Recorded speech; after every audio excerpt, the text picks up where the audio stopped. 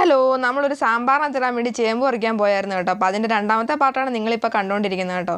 അങ്ങനെ നമ്മൾ ആദ്യം ചെന്ന് കുറച്ച് പറിച്ചെടുത്തിട്ടുണ്ട്. അപ്പോൾ ബാക്കിയും കൂടെ പറിച്ചെടുക്കാൻ പോകണം കേട്ടോ. അപ്പോൾ മുമ്പ് സപ്പോർട്ട് ചെയ്ത പോലെ തന്നെ സപ്പോർട്ട് ഞാൻ ഇതിനകത്തും പ്രതീക്ഷിക്കുവാണേ.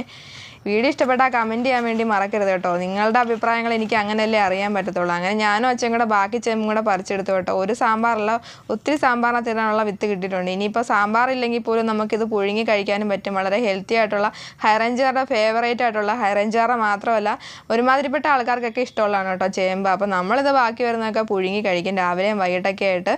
നല്ല ഹെൽത്തി ആണല്ലോ. അങ്ങനെ ഞങ്ങൾ ബാക്കിയുള്ള നല്ല ഹെൽത്തി ആയിട്ടുള്ള വിത്തുകളൊക്കെ പറിച്ചെടുത്തു. നമ്മളിതിന് വളമായിട്ട് ഇടുന്നത് ചാണകമാണ് കേട്ടോ. വേറെ ഒരു വളം ഇടാറില്ല കേട്ടോ. പിന്നെ നമ്മുടെ മണ്ണിൻ്റെ ഗുണം ദൈവം സഹായിച്ച് അതൊക്കെയാണ് കേട്ടോ.